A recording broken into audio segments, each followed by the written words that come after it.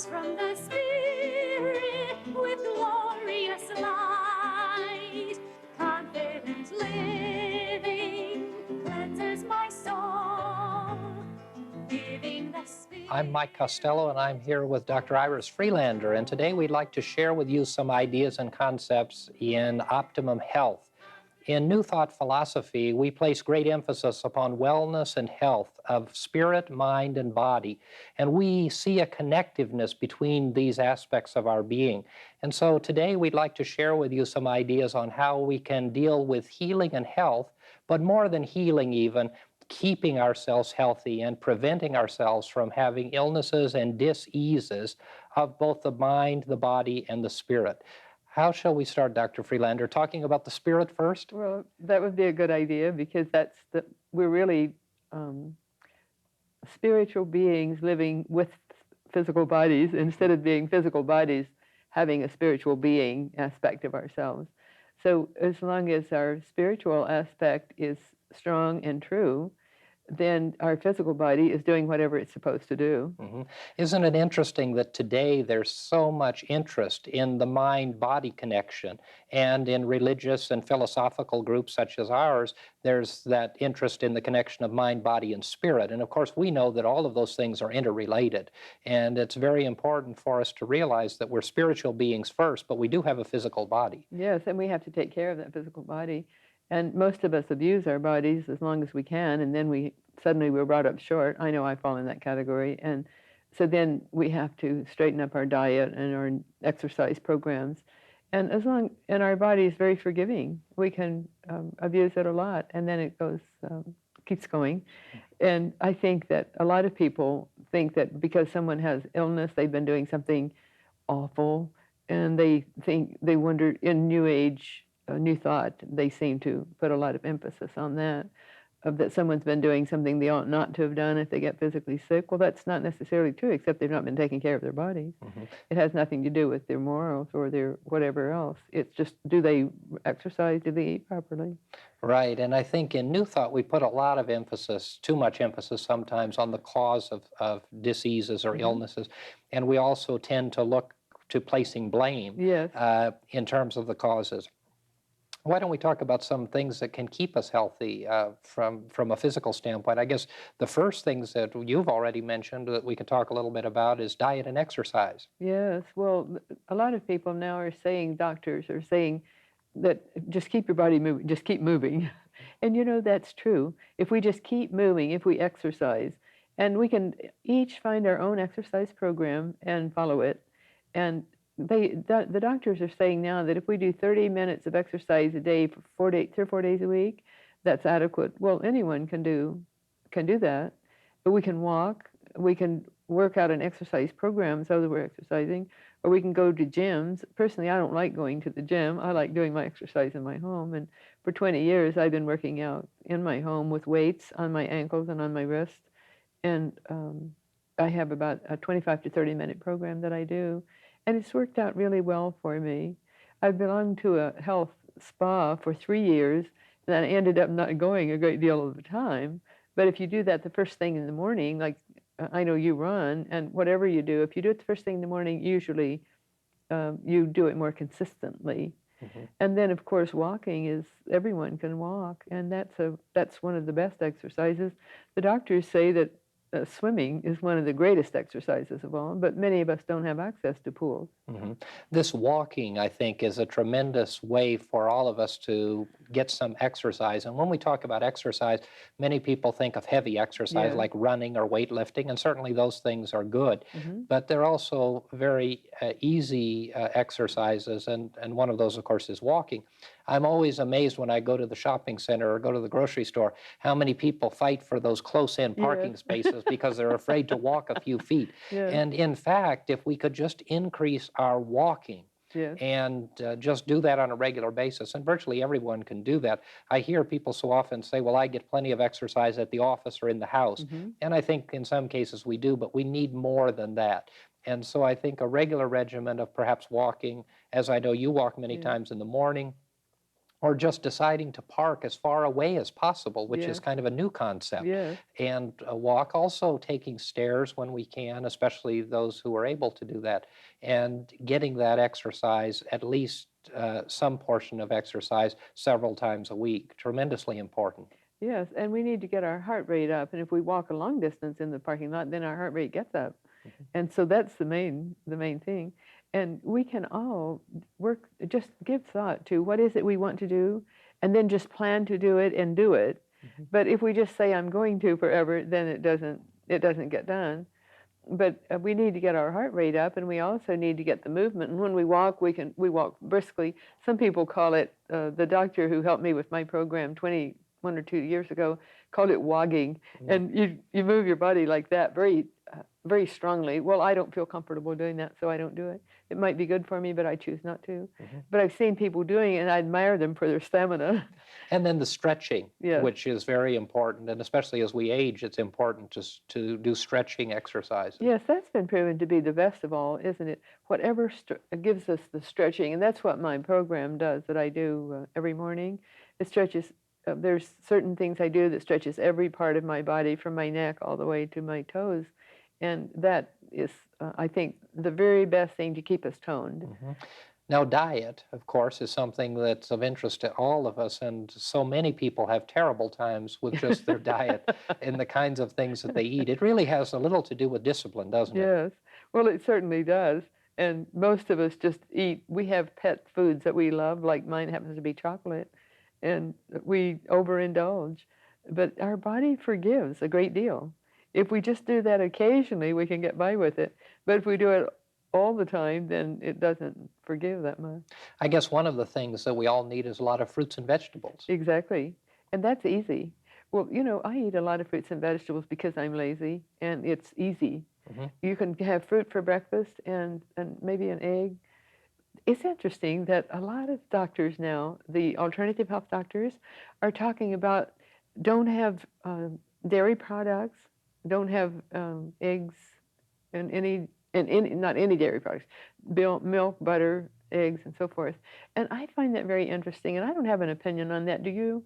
Well, I think anything in moderation. And I Yes. think also that we've done a lot of damage to ourselves in terms of our education about fat.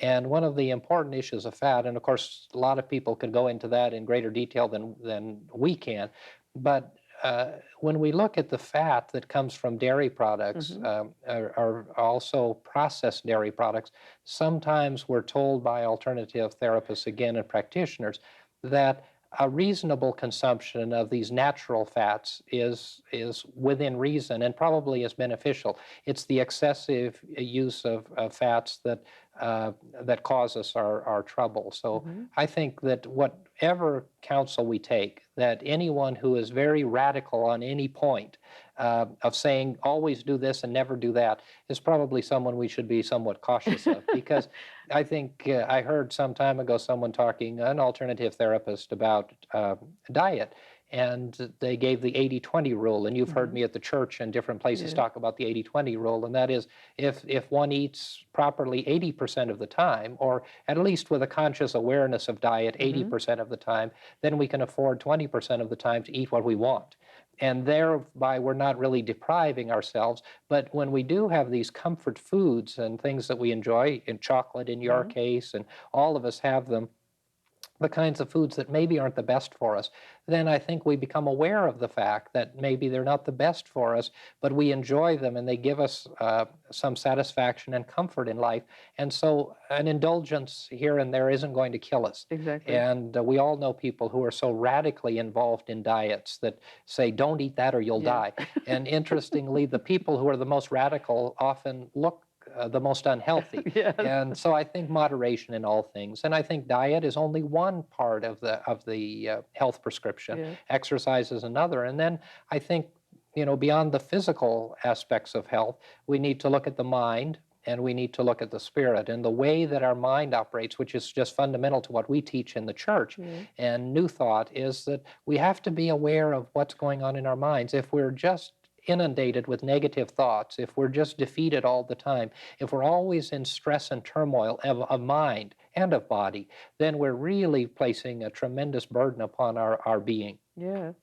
And we both know people throughout the years who have stayed healthy because of their attitude is it's because of their attitude they stay healthy. And if they do get sick, and everybody gets sick from time to time, then they heal because their attitude is such that they're going to be healing. But I think attitude has more to do with it really than the diet and the exercise, don't you? I think so, because I think there is no question that our entire body is ruled by our mind, and also our spiritual nature is ruled by our consciousness, which is the dynamic of mind outside of the operation of the brain. And I think that is something that our listeners need to understand, that we believe that consciousness and awareness, although they are dependent upon the mind for their function in the physical life, transcend the physical life, and that consciousness is more than the process of human mind, that it's the dynamic of what goes on within our being. Exactly. I can give you a good example of that. A young lady came to my home this morning to visit, and she was talking about her health and her personal relationships with her family. And she's from a large family and a very boisterous family, and they live in each other's pockets kind of family. And so she's pulled herself away from them somewhat. And they're glad that she has. This is a wonderful story. I'd like to tell you what happened. She was talking with one of her sisters who had gone through a crisis, and the sister had gone through a crisis. And this lady had been talking with her sister, and the sister turned on my friend and said that she castigated her and was saying really rather terrible things about her. And my friend was so surprised and shocked at this outburst because she had just put herself out a great deal. She had traveled to another state to help the sister when she was in an accident and a lot of things. So she was shocked, and her ankles started swelling at that time, and her kidneys, she had to be hospitalized soon after that, and with a kidney problem, and the doctor said she had holes in her kidneys. And she said she thinks those holes came in her kidneys, and she didn't doubt the doctor's word. When she was so shocked at this turn, the sister had turned on her. So she stayed hospitalized quite a time, and now that was since before Christmas. But she's very wonderfully using metaphysical truths to get her life in form. So she is not seeing her family by choice, but if they choose to come to her, she sees them and is pleasant with them and normal, but she doesn't put herself out to go to them, which she had always done before. She was always reaching out to all the various members of her family. She decided she's not reaching out anymore. If they come to her, she'll be pleasant, even if they don't. And this is advice I would have given her, but I didn't because I didn't have that opportunity, and she didn't discuss it with me at the time. But we discussed the concept over the months. But now her mother came to her just this week and said, in essence, I know what you're doing. You're pulling yourself away from us because we are not maturing as long as you let us use you for a whipping board. And she said, and the mother said, and you have done this forever, and we just keep pushing at you, almost like we have a whip in our hand. And she was using that figuratively. But isn't it lovely that the mother saw what they were all doing, and now they're allowing this family member to be herself, and they're coming to her not to create problems and not to create a crisis, but to enjoy her and enjoy themselves. And these kind of dysfunctional relationships or damaging relationships can have such a negative impact upon our health when we experience them, just as this lady who came to you and you were counseling with. And I think it's tremendously important that we really be aware of the fact that sometimes our relationships jeopardize our well-being. And of course, we know that in extreme cases, but it's also true in not so extreme cases. And so often, I think there's a misguided feeling that we have to reconcile and be at peace with everyone, when in fact we need to be at peace and reconcile within ourselves.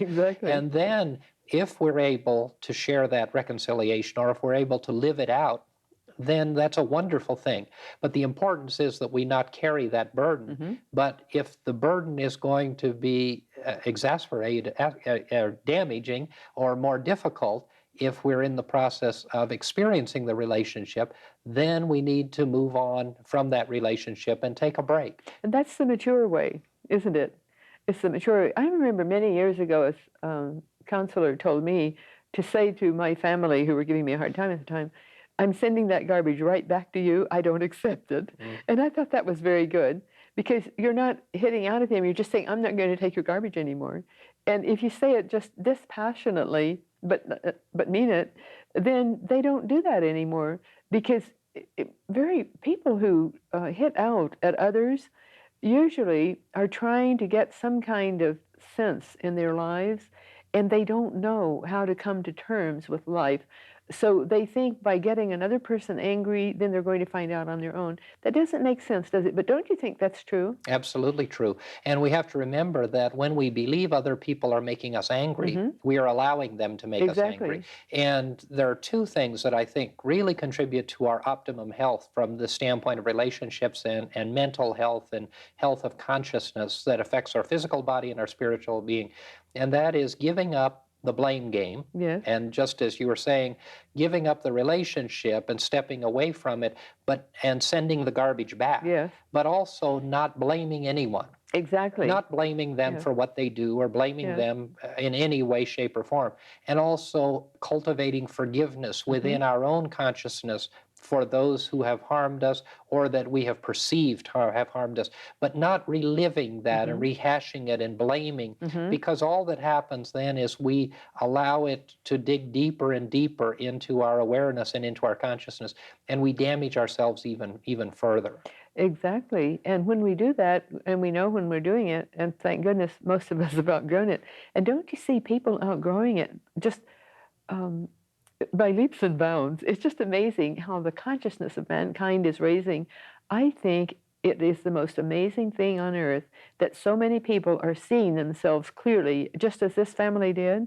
It was the mother of this group of children, of people, of adult children, and they all have children, grown children of their own, so they're not young in years, but they're young in their thinking, but they've come to terms, and now they're realizing, and they're respecting the one in the family who is clear thinking.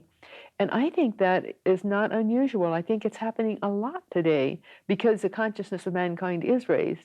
I think that's absolutely true. And as our awareness is being raised, then we are able to ferret these issues out more clearly. Yes. And as we do that, I think we have a great deal of healing taking place, but we also have a lot of wellness of being, of inner being through the process. And we're not at all telling people to end relationships without trying, but we are saying that there are many relationships that are damaging and that bring disharmony and ultimately dis-ease. And I'm talking about dis-ease that is also disease of the physical body, but dis-ease of the spirit. And that eliminating those relationships or stepping out of them and stepping away from them are really important decisions to be made if we're going to have optimum health, to be in healthy, supportive, nurturing relationships, and to let the rest go, or at least to step away from those relationships that are negative and hurtful, and not involve ourselves and immerse ourselves so much in them in our life experience. Yes, because if we don't, we're empowering the other person to go on with their negative way of living. And if we step back and kindly and gently just step back, then we're empowering them to live from their higher self, from the higher aspect of their being. And they're not going to then flash out at everyone because they're going to be more thoughtful. And as we step back, then we need to get on with our life. Yes. We need to do something and not sit and hope or wait for the relationship to mend itself, although that comes in time and that can happen. Yes, well, just assume that it is going to be all right. And I think the bottom line is we realize that we don't make anyone else do anything. They do whatever they want to. So we're not going to, our nagging and our pushing is not going to make a difference. Just being ourselves and strong in our own right and spiritually oriented in our lives. And you don't have to go to church and you don't have to be pious to be spiritually oriented, to just live with integrity. And then the others, family members or the other people involved in that episode, then would see and gain a great deal from it. That's an important aspect that we should talk about for a few minutes, and that is transcending these issues of spirituality Hmm. and integrating our spiritual and our physical and our mental lives, Hmm. and understanding that spirituality doesn't have to do with the church that we go to or the faith tradition from which we come, although those things help. Certainly, our churches and religions help.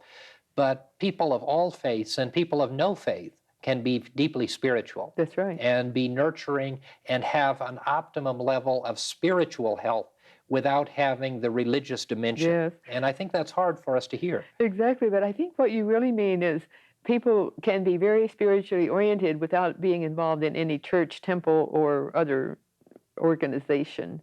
That's what you mean, isn't Yes, it? yes. And that's true. This is like a friend of mine that I walk with daily said to me, "Your parents must have been very, very religious, were they? Because she knows that our church means a great deal to me."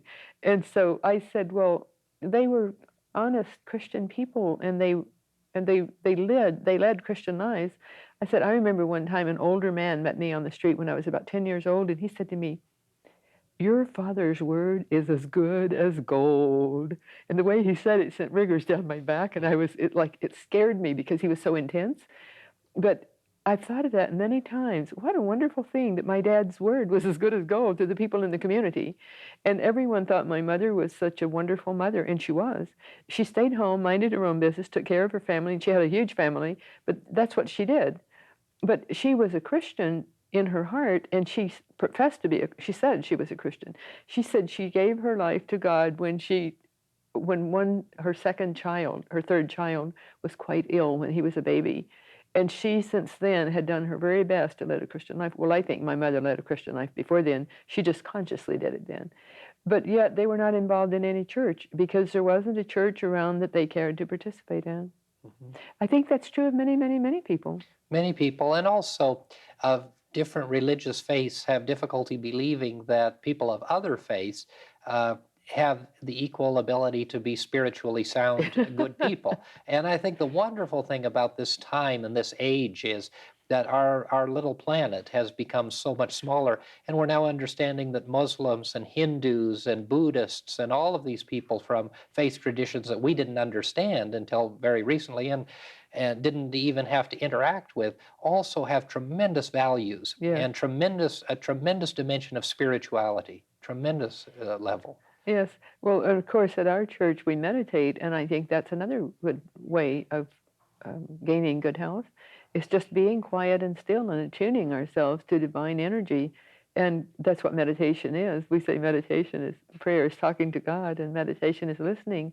And so as we quiet ourselves and still ourselves and go within, and I think most people who don't attend church but do consciously lead the best life they can, well, they do that. They attune to the divine in their own way, in their own right. And some of us need the outside influence of church. I always have. I've attended one church or another all my life. And it's added a great deal to my life. But by no means do I think that everyone has to lead a happy, well-adjusted life. And unfortunately, many of our religious organizations are filled with people who attend but aren't able to live out the teaching. And of course, we all have that problem. And I think it was Gandhi who's quoted as saying, why are you Christians so unlike your Christ?" Yeah. And I think that as Christians, we're all called to be true to our faith. Yeah. And so are people of all faiths. But unfortunately, many people who espouse a faith lack the spiritual dimension. And because of that, there's no reason to fault the faith or even the religion, but to understand that everyone is working through their spirituality, and that working through and claiming that spiritual dimension is an integral part of claiming the optimum health that we all want to have. That's the important thing. That is the important. Then they're living from the spiritual aspect of their own beinghood, and that's the bottom line on good health. Is just that. And that is also the power and the presence that we use in our healing techniques. Yes. And we could talk a few minutes about that in the few minutes that we have left. Yes. Well, of course, there is spiritual healing work that's being done by many people. I know people who do Reiki, who do all different kinds of spiritual healing work. And of course, at our church, we do the laying on of hands healing, and we don't put our hands on the person as you don't, and I don't, and the others don't. But the energy comes through, because again, whatsoever you shall ask in prayer, believing you shall receive. If we ask to be a channel of God's healing energy, it comes through us. And we don't do the healing. God's energy comes through us, and we channel that healing. But it's worked. I've seen it work many times. And it's not anybody that can do it. Now, some people are more gifted, Yes. but virtually everyone can give healing prayer. Exactly. Isn't that? And I think that's an important aspect. Yes. It isn't the clergy, and it isn't the Exactly. minister, and it isn't Mike or Iris or anyone Yeah. else. Everyone can provide this healing presence and power. Exactly, because that healing comes from God, and God is for everyone. So indeed, that's a wonderful point, and everyone needs to pray for each other. And our prayers go out as light, literally light, and it hits its mark. If we send a prayer out to help another person, then it goes and helps that person. Mm-hmm. And of course, healing is a major aspect of health in general, because our health at all levels moves from being very strong to being weaker to being diseased. And so along that process, we need to welcome and embrace the concept of healing at all levels of our being. Indeed, the very healthiest person has their times of being unhealthy, having problems. Well, at least everyone I've known, one time or another. And that healing, both spiritual healing, physical healing, which is through medicine as we know it and Western medicine, but today we see a lot of alternative healing as well, which is a meshing of the Eastern and Western philosophies, which is what we see happening on the spiritual side. Yes. And if we fail in our own right of keeping our bodies healthy, then it's a wonderful thing we have the doctors available to help us. Those well-trained doctors are such a wonderful asset. Mm-hmm.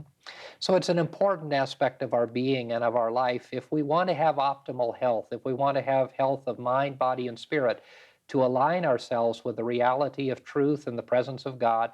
And New Thought metaphysical philosophy empowers people to be able to strengthen their optimum health and to regain their health through healing of all methods and means. And we hope that you found this information useful, and we look forward to seeing you next time.